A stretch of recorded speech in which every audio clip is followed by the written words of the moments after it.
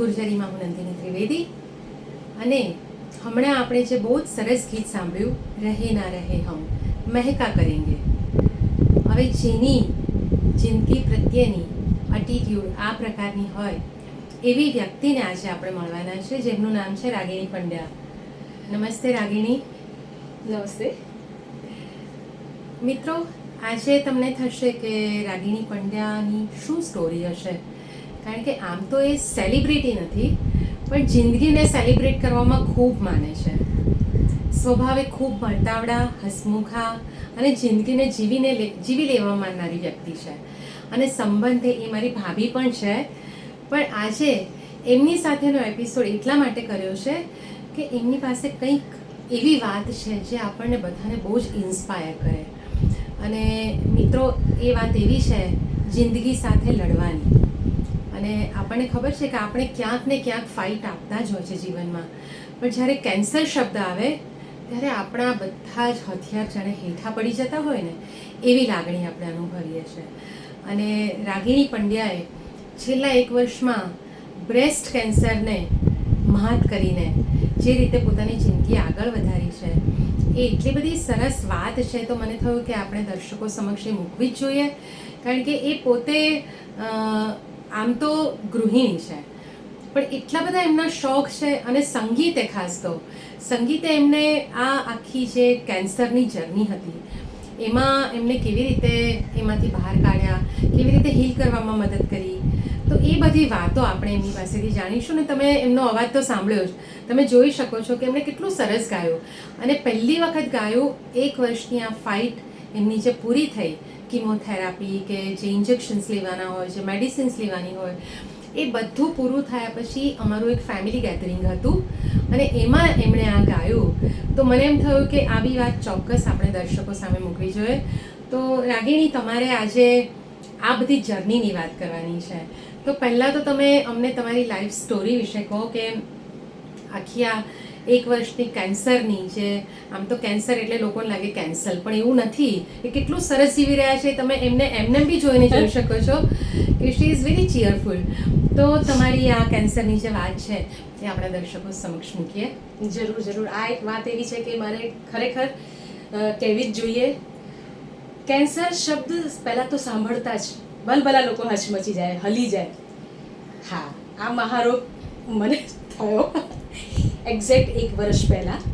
હું પણ હલી ગઈ, ધ્રુજી ગઈ. મને થયું કે હવે હું શું થશે મારું. પણ બધી રીતે નેગેટિવિટી ખૂબ જ હાવી થઈ ગઈ મારા ઉપર.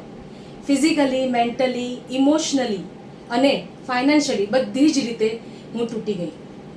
પણ હા, મારો જે સ્વભાવ, તમે જે વાત કરી એ પ્રમાણે આમ હંમેશા જે પણ પરિસ્થિતિ હોય હસતું રહેવું જોઈએ. તો બસ મેં એ વખતે નક્કી કર્યું કે રહે ના રહે હમ મહેકા કરેંગે.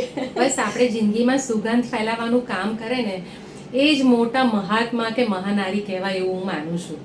કારણ કે આપણે જે આખી આ જ્યારે આવા રોગો થાય છે ને ત્યારે આપણે બહુ બધી ફિલોસોફી લાગે કે આ જિંદગીનો શું મતલબ છે, આજે છીએ કાલે નથી. પણ જો તમે તમારી સુગંધ સ્પ્રેડ કર્યા કરો તો જિંદગી બહુ આસાન થઈ જાય છે. તો એ તમારો એક્ઝેક્ટ જે તમને બ્રેસ્ટ કેન્સર ડિટેક્ટ થયું એ પછી એક ફેઝ વિશે થોડી સંક્ષિપ્તમાં વાત કરો. જે તમે કહ્યું કે હું ઇમોશનલી ને બધી રીતે પડી ભાંગી હતી, પણ how you survive in that critical period. મારે ચોક્કસથી કહેવું છે. એનું રીઝન એ છે કે અત્યારે આ કેન્સર, એમાં ખાસ બ્રેસ્ટ કેન્સર ખૂબ જ વધી રહ્યો છે, જે સારું તો ના કહેવાય, પણ જો પહેલાંથી આપણે થોડાક અવેર થઈ જઈએ તો મેડિસિન બી ઓછી થાય અને રિકવરીના ચાન્સીસ બી બહુ વધી જાય છે. એ મારા કેસમાં છે. તો હું થોડીક સ્ટાર્ટિંગ કરીશ કે કેવી રીતે મને ખબર પડી અને હું આમાં કેવી રીતે મેં આગળ વધી હું. તો એના વિશે કહું તો લાસ્ટ યર 23માં મને એપ્રિલ એન્ડમાં મારા બ્રેસ્ટના અપર સાઈડ પર એવું એક નાનકડો જાણે એક મચ્છર કરડ્યું હોય એવું જ મને દેખાયું. અને મેં મારા હસબન્ડને વાત કરી કે આવું કંઈક જુદું લાગે છે મને.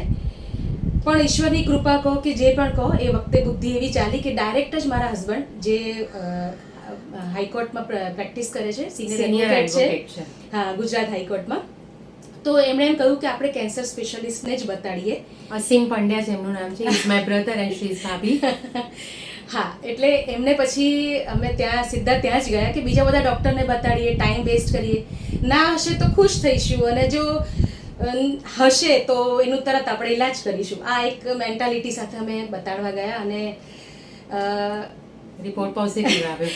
એ કહેવું અઘરું છે, પણ હા, એ વખતે જ્યારે રિપોર્ટ પોઝિટિવ આવ્યો બહુ તકલીફ પડી અમને, પણ ડૉક્ટરે સામેથી કીધું કે તમે આટલી જલ્દી આવી ગયા એ સૌથી સારો પોઈન્ટ છે, કેમ કે તમારો સેકન્ડ સ્ટેજ સ્ટાર્ટ થઈ ગયો હતો. અને જો તમે થોડું વાર કરી હોત તો એવું નથી કે આ કેન્સર રિકવરી નથી થઈ શકતી, પણ હા, થોડી વધારે તકલીફો પડે. એમાંથી બહાર આવવામાં મને મદદ મળી, કેમ કે મને એ બધું સહાયતા મળી, જલ્દી મને ડિટેક્ટ થયું. એટલે સૌથી પહેલી તો આપણને ડૉક્ટર જ જે પોઝિટિવ આપે ને એક ફીડબેક, એ મને લાગે છે બહુ કામ કરતો હોય છે. તમે અમદાવાદમાં કઈ હોસ્પિટલમાં કરી છે સર્જરી? HCGમાં કર્યું છે, કેન્સર સ્પેશિયાલિસ્ટ અને ડૉક્ટર DJ વિજય મારી સર્જરી કરી છે, અને ડૉક્ટર ચિરાગ દેસાઈ જે ઓન્કોલોજિસ્ટ છે, એમણે જ મને સૌથી પહેલાં કીધું કે, અને બીજી બધું મારું જેટલી બી ટ્રીટમેન્ટ હોય આફ્ટર સર્જરી એ બધું જ ડૉક્ટર ચિરાગ દેસાઈએ મારી કરી છે. એટલે આપણે પહેલો તો ભગવાનનો તો આભાર માનીએ કે આપણને આમાંથી બહાર કાઢ્યા છે. બીજો આભાર આપણે ડૉક્ટરોનો પણ માનવો જોઈએ કે એ લોકો આપણને, એમનો સપોર્ટ પણ બહુ જરૂરી છે. પણ પછી જે પીરિયડ શરૂ થાય છે, જેની સાક્ષી હું પણ રહીશું, કે કીમો સ્ટાર્ટ થાય અને બધાને ખબર છે એના શું સાઈડ ઇફેક્ટ્સ હોય છે, તો એ ટાઈમે તમારા મૂડ સ્વિંગ્સ કેવા હતા, કે તમે શું એક્ઝેક્ટલી અનુભવ્યું, અને આમાં આખી જર્નીમાંથી પસાર થવામાં તમને કેવી રીતે કોણે હેલ્પ કરી? જ્યારે આ ખબર પડી ત્યારે હું ને મારા હસબન્ડ બંને જણ ખૂબ દુઃખી થયા. અને મારી એક દીકરી છે જે ઓસ્ટ્રેલિયા છે, અત્યારે પરણી ગઈ છે. એટલે પહેલાં તો એમ થયું કે કેવી રીતે બધું કરીશું, સમજ જ ના પડી કે શું કરવું જોઈએ. પણ હા, જેમ જેમ ડૉક્ટર કહેતા ગયા એમ કરતી ગઈ. પણ મને દુઃખ થતું હતું કે મને આ જ તકલીફ કેમ આપી, મેં એવું તે શું ખોટું કર્યું. પણ બીજી જ મિનિટે મને પાછો અંદરથી જ મારો જવાબ મળતો હતો કે મેં ચોક્કસ કંઈક સારા કર્મો કર્યા હશે, કે મને ખરેખર ઈશ્વરની અત્યંત કૃપા છે કે મને બધા જ મારા સગા સંબંધીઓ, મારા નણંદની દીકરી જે પરણી ગઈ છે, ઇવન મારી દીકરી જે ઓસ્ટ્રેલિયા છે, મારા અમદાવાદમાં જેટલા બી રિલેશન્સ છે, જેટલા બી ભાઈ બહેન કે બધા જ મારા ફ્રેન્ડ્સ, દરેક જણે મને આખી જર્નીમાં એટલો બધો સાથ આપ્યો છે કે મારું, હું જે શબ્દો બોલીશ ને એ પણ ઓછા જ પડશે. એમના સાથ વગર હું આ કરી જ ના શકત. કરી તો શકાય, ડૉક્ટર કે એમ થઈ જાય, પણ જે ઇમોશનલી અને મેન્ટલી તમે જે સપોર્ટ જોઈએ, એ સપોર્ટ એટલો બધો જરૂરી છે. આ ખાસ કરીને આ રોગમાં એ લોકોનો સપોર્ટ મળે તો તમને વારે વારે જે તમે નેગેટિવિટી તરફ ખેંચાતા હો એ પાછા પોઝિટિવિટી તરફ લઈ જાય છે. એટલે એ બહુ જ જરૂરી છે. એનો તો આભાર માનવો ઓછો છે. ના, એટલે મેં પણ એ જોઈ છે તમારી જર્ની. તો આઈ હેવ સીન કે એને ગમતી વસ્તુ કરવાની. આપણે ફેમિલી હોય એટલે કંઈક ને કંઈક નાનું મોટું, ફોર્ચ્યુનેટલી અમારા ફેમિલીમાં તો એવા કોઈ ડિસ્પ્યુટ્સ હોતા નથી, પણ એટલીસ્ટ જ્યારે પેશન્ટની સાથે તમે ડીલ કરો ત્યારે એના મૂડ સ્વિંગને ધ્યાનમાં રાખીને કરો ને, તો એટલીસ્ટ એ પીરિયડ પાસ થઈ જવા દો. પછી તમને જે ઠીક લાગે, તમારે જે રીતે એમની જોડે બિહેવિયર કરવું હોય તે કરો. પણ આ ફેઝ વેરી ઇમ્પોર્ટન્ટ. આપણી જિંદગીમાં આપણી વ્યક્તિની આસપાસમાં ક્યાંક આવું થયું હોય તો એને ગમતી પ્રવૃત્તિ કરવાની, એને ગમતું સંગીત સાંભળવાનું, એમને સંગીતનો બહુ જ શોખ છે, એમને ગમતી રમતો રમવાની, એટલે બેઝિકલી એક ટાઈમ પસાર થઈ જવા દેવાનો, એ બહુ જ ઇમ્પોર્ટન્ટ છે. તો હવે આપણે સંગીત ની વાત જ્યારે કરીએ છીએ ત્યારે રાગિણી મને એવું લાગે છે કે આપણા ફિલ્મી ગીતોની બહુ જ આપણા ઇન્ડિયન્સ પર અસર છે અને હું તો બહુ દ્રઢપણે માનું છું કે આપણા ફિલ્મી ગીતો પાસે એટલી તાકાત છે એના શબ્દોની અને જૂના ખાસ કરીને કે આપણને દરેક સોલ્યુશન એમાંથી મળી જાય. આપણો કોઈ બી પ્રોબ્લેમ હોય, આપણે કંઈક વિરહમાં હોઈએ, કંઈક ગુસ્સામાં હોઈએ, તો એને લગતું ગીત મળી જાય. તો તમે સંગીતના આટલા બધા શોખીન છો, તો કોઈ ગીત તમારા મનમાં એ વખતે ચાલતું હતું કે આ ગીત મારી સાથે રિલેટ કરે છે એમ? તમે સંગીતની જ વાત શરૂ કરી છે તો થોડુંક મારે સ્લાઇટ વધારે કહેવું છે કંઈ. યા પણ થોડું ગાઈને બી સંભળાવજો. ચોક્કસ. કે પહેલાં મને સંગીત ગમતું હતું, ખૂબ જ ગમતું હતું, સાંભળ્યા કરતી હતી. જૂના ગીતો મને સાંભળવા પણ બહુ જ ગમે. તો ખાસ કરીને ધીમે ધીમે જ્યારે હું આમાં વધારે સંગીતમાં આવી તો મારા જે બધા નણંદ છે, મારા હસબન્ડને પણ સંગીતનો શોખ છે, અમારા ઘરમાં એક પ્રકારનો માહોલ છે સંગીતનો. તો હું વધારે ને વધારે એમ થયું કે મારે શીખવું જોઈએ. મને નથી ખબર કે હું સારું ગાઈ શકીશ કે નહીં, પણ હા, મેં શીખવાનું શરૂ કર્યું. ધીમે ધીમે ક્લાસિકલ મ્યુઝિક શીખવાનું શરૂ કર્યું. અને તમે તો સંગીતના ક્લાસે હવે શરૂ કર્યા છે, એટલે એમના સ્ટુડન્ટ્સ પણ છે. એટલે મને એક વસ્તુ એની એટલી બધી ગમે છે અને સ્પર્શી જાય છે કે એ છે ને પાછળ પડી જાય છે કોઈ વસ્તુની. એક નક્કી કરે ને કે મારે આ કરવું છે, થઈ જાય. આપણે બધા, આપણને ઘણી બધી એમ્બિશન હોય, મહત્વાકાંક્ષા હોય કે મારે આ કરવું છે, તે કરવું છે, પણ આપણે થોડું ટાળીએ કે હવે આ કાલે કરશું. એ સવારમાં ઉઠીને રિયાઝ કરે. એટલે મેં તો આ બધી ઘણી બધી વસ્તુ જોઈ છે કે જ્યારે આવી અમારા ઘરમાં ત્યારે એને ખાલી ફિલ્મી ગીતો સાંભળવા ગમતા હતા, જે આપણને બધાને ગમે, પણ પછી જે ઘરનું વાતાવરણ જોઈને એણે પોતે શીખવાનું શરૂ કર્યું. એણે એટલી હદે શીખ્યું કે પછી એ શીખવાડવા માટે પણ પોતે પ્રતિબદ્ધ થઈ શકે એટલી હદે, અને પછી હવે સ્ટુડન્ટ્સ પણ તૈયાર કરી રહ્યા છે. So this is really a very good thing about her કે એ જે કરે છે ને એ પછી મન દઈને કરે કે ના, મારે આ કરવું છે તો હું આ કરીશ જ. એટલે આ દ્રઢતા પણ બહુ જરૂરી છે, જે તમને ઘણી બધી રીતે આવા બધા નાના મોટા ડિસીઝમાં પણ હેલ્પ કરે કે ભાઈ મને આ કરવું છે ને, I have to do that. એટલે આ બહુ તમારો એક પોઝિટિવ પોઈન્ટ છે. પણ તમને આપણે ગીતની વાત કરતા હતા. હા, તો હું એના પર જ આવતી હતી કે આ જે સંગીત તરફ હું વળી એના મને એટલા બધા ફાયદા થયા કે હું વધારે ને વધારે પોઝિટિવ તો થતી જ ગઈ. અને જ્યારે મને આ તકલીફ પડી, હા, તમે જે સંગીત શીખવાડવાની વાત કરી તો એના વિશે બી થોડુંક મારે કહું, પછી આગળ વાત કરીએ આપણે. મારા કેન્સરને લગતા સંગીતથી ફાયદા જે મને થયા એની પણ હું તમને કહું. કે હું શીખતી ગઈ તો ધીમે ધીમે પછી મને એમ થયું કે મને સંગીત સાંભળવાથી, ગાવાથી મને આટલો બધો આનંદ થાય છે. હું એકદમ પીસફુલ કરું છું, શાંત થઈ જાઉં છું, બધી જ રીતે મારા બધા દુઃખો કે જે પ્રોબ્લેમ્સ એ ભૂલી જાઉં છું. તો હું થોડોક ટ્રાય કરું બીજા લોકોને પણ આ રીતે શાંત પાડવાનું, આ રીતે એમને પીસફુલ ફીલ કરાવવા માટેનું.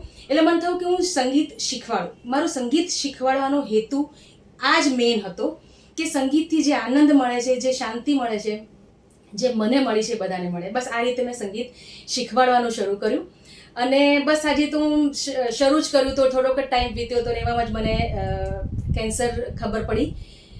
હા, થોડોક ટાઈમ મને જ્યારે કેન્સરના કીમો ને બધું મળતું હતું ત્યારે મને બોલવું બી નહોતું ગમતું, ગાવાનું તો બહુ જ દૂરની વાત છે. અને કોઈ ગીત દૂર બી વાગતું હોય તો હું કહું કે પ્લીઝ યા તો બંધ કરો અથવા એકદમ ધીમું સાંભળો, મારે કશું નથી સાંભળવું.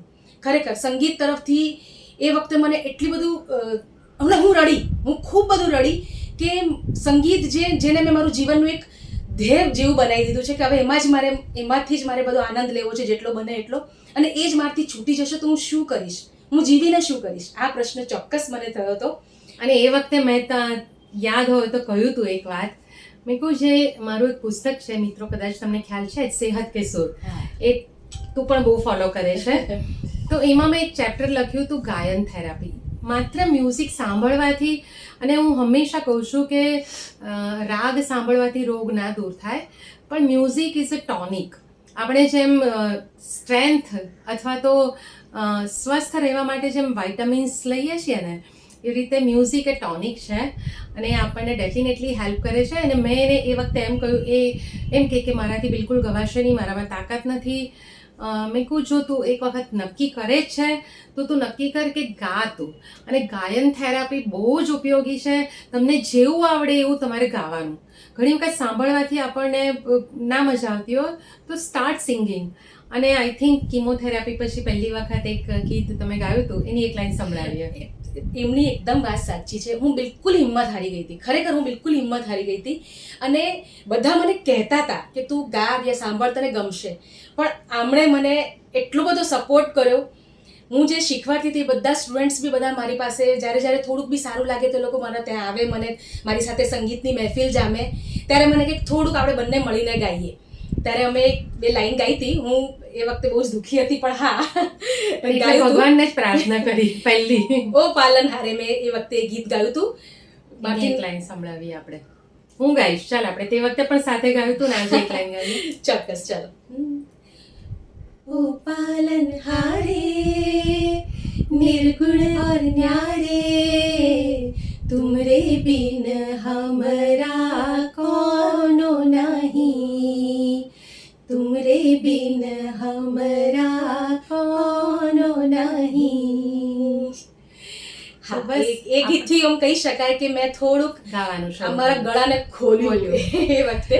Very true. પણ આપણે હજુ પેલી એક વાત છે કે મેં તમને કહું ને કે ફિલ્મના ગીતો આપણને જે સ્ટ્રેન્થ આપે છે, તો હા, કયું એ બહુ ગીત જ તમારા જરૂરી મનમાં છે. ચાલતું હતું? કેમ કે છે ને જીવનમાં બધે દુઃખ તો બધાને દુઃખ સુખની કહેવાય છે કે ચાલ્યા જ કરવાનું છે.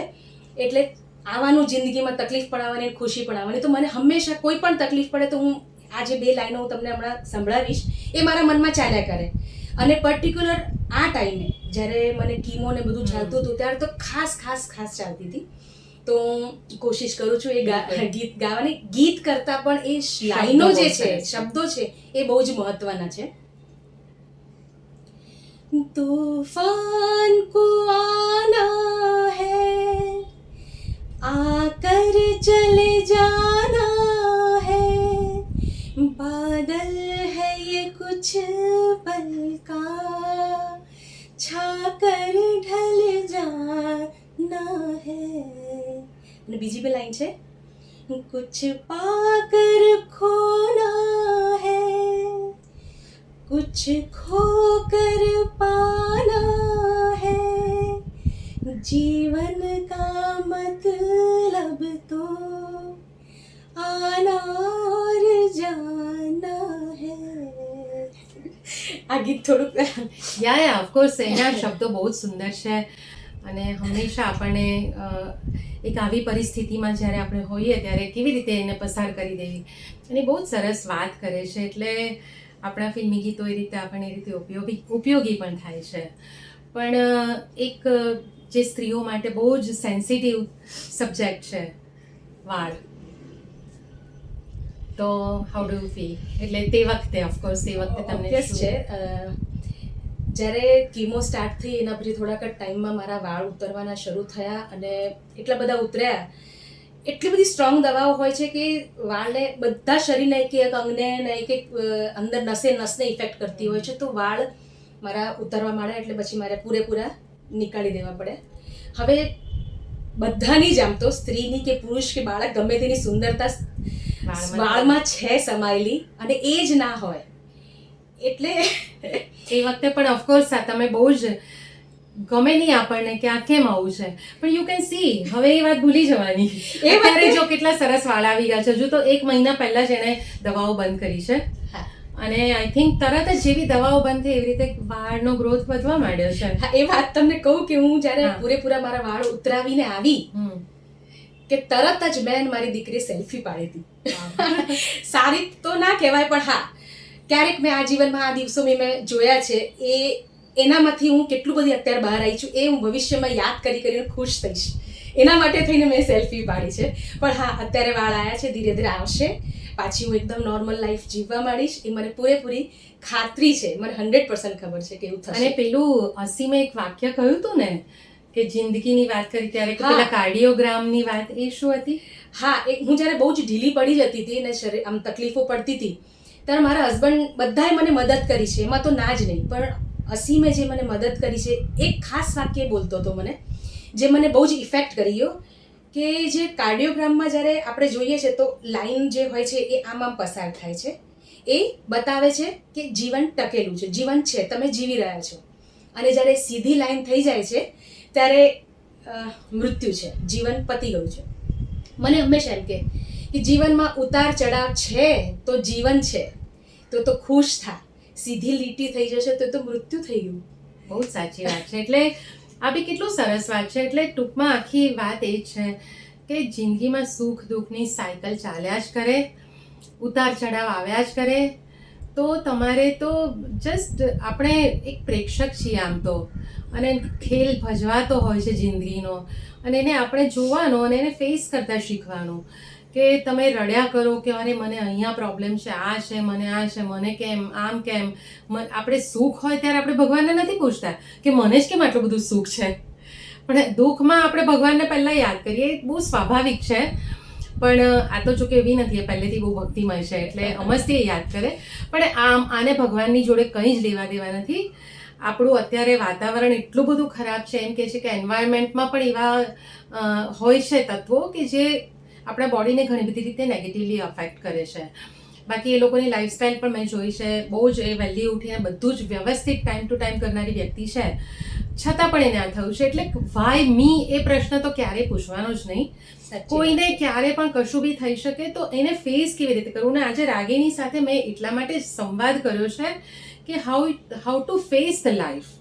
એ બહુ જ ઇમ્પોર્ટન્ટ છે ને એણે બહુ પોઝિટિવલી આખી બધી વસ્તુ લીધી છે. એનું જે 1 વર્ષનું પેઇન હતું એ હતું. આપણને જ્યારે કંઈ વાગ્યું હોય ત્યારે દુખે જ, પણ પછી એને આખો દિવસ એ રગડ્યા કર્યા વગર મને દુખે છે એના બદલે પછી એને શી ટ્રાઈડ કે મારે આમાંથી કેવી રીતે બહાર નીકળવું છે. અને એમાં સંગીતે બહુ મદદ કરી. તો અત્યારે તમારી લાઈફની ફિલોસોફી શું છે? એક ગીત છે, એટલું સુંદર મજાનું વક્ત ફિલ્મનું ગીત છે. એના શબ્દો હું તો કહું છું દરેકે દરરોજ દિવસમાં એકવાર તો સાંભળવા જ જોઈએ. એની 2 લાઈન તમને હું સંભળાવું. आगे भी जाने न तू, पीछे भी जाने न तू, जो भी है बस यही एक पल है, अनजाने सायों का राहों में डेरा है, अनदेखी बाहों ने हम सबको घेरा है, ये पल उजाला है बाकी अंधेरा है, ये पल गवाना ना ये पल ही तेरा है, जीने वाले सोच ले यही वक्त है कर ले पूरी आरज़ू. વાહ, બહુ જ સાચી વાત. કે ખરેખર આ પળ જ જીવન છે. આપણે ગુજરાતીમાં કહીએ છીએ ને કે આજની ઘડી રળિયામણી. સો લીવ ઇન ધ મોમેન્ટ. પાસ્ટને બહુ જ ખોતર્યા નહીં કરવાનો, અને ભવિષ્યની ચિંતાઓ બહુ નહીં કરવાની. પ્લાનિંગ કરવાનું, ચિંતાઓ નહીં કરવાની. સો આ મેસેજ આપણને એમની જિંદગીમાંથી મળે છે. મને બસ ખાસ એ કહેવું હતું નંદિનીબેન કે આ સ્વર ગુર્જરીમાં ખાસ આ પ્રકારનો એપિસોડ કરવાનો મારો પોતાનો બી બહુ જ ઈચ્છા હતી, પોતાની પણ, કે આ સ્વર ગુર્જરી તરફથી તમને લોકોને બધાને જ આ મેસેજ મળે કે કેન્સર જેવો જે મહારોગ જે અત્યારે બધી જગ્યાએ ફેલાઈ રહ્યો છે, એની અવેરનેસ વધે, લોકો એને પહેલાં જ ચેતવી જાય અને એને ડૉક્ટર પાસે જઈને ડૉક્ટર જે કહે પ્રમાણે ફોલો કરશો તો એ ચોક્કસ જીવન લાવવામાં મદદ કરે છે. એ મારો ઉદાહરણ તમારી સામે જ છે. અને બીજું, મ્યુઝિક માટે હું ખાસ કહીશ, એમાં હું ખરેખર જરાય વધારે નથી બોલતી. મને એટલી બધી હું શાંત થઈ જતી હતી કે તરત જ મને પોઝિટિવ વિચારો આવતા હતા. એટલે મ્યુઝિક સાંભળતા રહેવું જોઈએ અને એને ગાતા રહેવું જોઈએ, શીખતા પણ રહેવું જોઈએ, અને એ બહુ જ જરૂરી છે. એટલે મારી જીવન અત્યારે હવેનું જેટલું બી ભગવાને મને આપ્યું છે સંગીતમય રહેશે એવી હું ખૂબ ઈચ્છા ધરાવું છું, અને એના માટેનો પ્રયત્ન બી કરું છું. આપ સૌ બી કરતા રહેજો. એટલે આપણે એપિસોડ પણ એટલે જ કર્યો, કારણ કે સ્વર ગુર્જરીમાં સંગીત તો મુખ્ય માધ્યમ છે, અને પોતે સંગીત શીખ્યું છે, એમણે ગાય છે અને શીખવાડે પણ છે. તો આ સ્ટોરી અને એમની લાઈફ સ્ટોરીની સાથે સંગીત વણાઈ ગયું છે, એટલે જ ખાસ તો એપિસોડ કર્યો. તો રાગિણી, હવે એક છેલ્લો પ્રશ્ન છે કે જિંદગીને હવે કેવી રીતે તમે જુઓ છો? કારણ કે આમ કહેવાય કે તમે ઘણું બધું એક જે આપણે કહી શકીએ ને કે મહારોગની બહુ નજીક જઈને મૃત્યુને જોયું છે, કે જે કહી શકાય તે. તો એ પહેલાંની જિંદગી ને અત્યારની જિંદગીમાં તમને શું ફરક લાગે છે, અને how you look at the life? તમારા કોઈ હજુ સપના એમ્બિશન, તમે બહુ સરસ ફોર્ચ્યુનેટલી ભગવાને આપણને ખૂબ સરસ બધું આપ્યું છે, ફેમિલી બધું જ સરસ છે, પણ એક લાઈફનો એટીટ્યુડ બદલાઈ જાય. હું સૌથી વધારે મારો પ્લસ પોઈન્ટ શું થયો છે કહું, કે હું ખૂબ પોઝિટિવ વિચારતી થઈ ગઈ છું. પોઝિટિવ તો હું પહેલાંથી હતી, પણ હવે હું પળે પળમાં જીવવા માંડી છું. હું દરેકને આ એક મેસેજ કહીશ કે જીવનની કશી જ ખબર નથી. હું ખૂબ ડિસિપ્લિન લાઈફ જીવું છું, હમણાં જેમણે વાત કરી એ પ્રમાણે, છતાં બી થયું મને. એટલે પહેલાં તો કેમ થયું, મારી સાથે જ કેમ, એ પ્રશ્ન નહીં પૂછવા જોઈએ. કશી ખબર નથી, એમાંથી કેવી રીતે બહાર આવું, કેટલી જલ્દી આવું, શું કરીએ તો બહાર આવી શકે, એ બસ આ જ બધા પ્રશ્નોને લઈને એના જવાબો શોધવાના. અને મારા હિસાબ પ્રમાણે જે મન થાય, જે આપણાથી જે મન થાય એ કરવાનું. બીજાને દુઃખ ના પહોંચે, બીજાને આપણે જેટલું બને એટલું ખુશી આપી શકે. એકચ્યુઅલ મારો ધ્યેય સંગીતની સાથે આ જ છે, એટલે તો મેં સંગીત શીખવાનું અને શીખવાડવાનું બી શરૂ કર્યું હતું. તો આ સ્વર ગુર્જરીએ જે એક સરસ માધ્યમ આપ્યો છે, એ બદલ એ થ્રુ તમારા સુધી આ પહોંચ્યો છે એપિસોડ. તમે બધા જ ખરેખર આ એપિસોડને જોજો, આમાંથી ખરેખર આ ઇન્સ્પિરેશન મળે એવું છે. પણ હું મારું બહાર આવી છું. એટીટ્યુડની જે આપણે વાત કરી કે હવેની જિંદગી તમે કેવી રીતે જુઓ છો ને જોવા માંગો છો, એના માટે તો પાછું છે ને બોલવું કરતા અઘરું છે. એના માટે પાછું એક બે લાઈનો આપણે બંને જ મળીને ગાઈએ તો કેવું રહેશે? ઓકે, આમ તો આપણે જીવન વિશે ઘણી વાત કરી છે, તો હવે કયું ગીત કહો છો તમે? હા, કેટલું સુંદર ગીત છે જે બધી જીવનની ફિલોસોફી જણાવી દે છે. તો આપણે બે લાઈનો બંને મળીને ગાઈએ તો કયું ગીત? એ જિંદગી ગલે લગા લે. ચોક્કસ આપણે ગાઈએ. ચાલો તો પછી ગાઈએ. એ જિંદગી ગલે લગા લે, એ જિંદગી ગले लगा ले, हमने भी तेरे हर एक गम को गले से लगाया है ना. વાહ વાહ, બહુ સરસ. આપણે જિંદગીને ગલે લગાવીએ. એક ગુણવંત શાહનું બહુ સરસ પુસ્તક છે કે મરતા પહેલા જીવી લેવું. એટલે મરતા પહેલા જીવી લેવાની આખી વાત એમણે કરી છે. એમણે બહુ સરસ આખી વાત કરી છે કે ફરીથી હું કહું છું કે આપણને આકાશના ગ્રહો નથી નડતા, આપણને આપણા આગ્રહો નડે છે, આપણા દુરાગ્રહો નડે છે, આપણા પૂર્વગ્રહો નડે છે. તો ખૂબ સુંદર વાત કરી. એટલે આવા બધા ગ્રહોને છોડીને ઉપરના ગ્રહો તો આપણા નસીબમાં જે લઈને આવ્યા છે એ જ કરશે, અને આપણને કોઈને ખબર નથી કાલે શું છે. So live in the moment, this is the message. મિત્રો, સ્વર ગુર્જરીનો આ એપિસોડ તમને જરૂર ગમ્યો હશે, કારણ કે આમાં સંગીત સાથે લાઈફ સ્ટોરી પણ વણાયેલી હતી. તો તમે જરૂર તમારા મિત્રો, પરિચિતો, સ્વજનો સાથે આ વહેંચજો અને સ્વર ગુર્જરી સાથે જોડાયેલા રહેજો. અને સબસ્ક્રાઇબ ના કરી હોય તો જરૂર કરજો. Thank you so much. Thank you.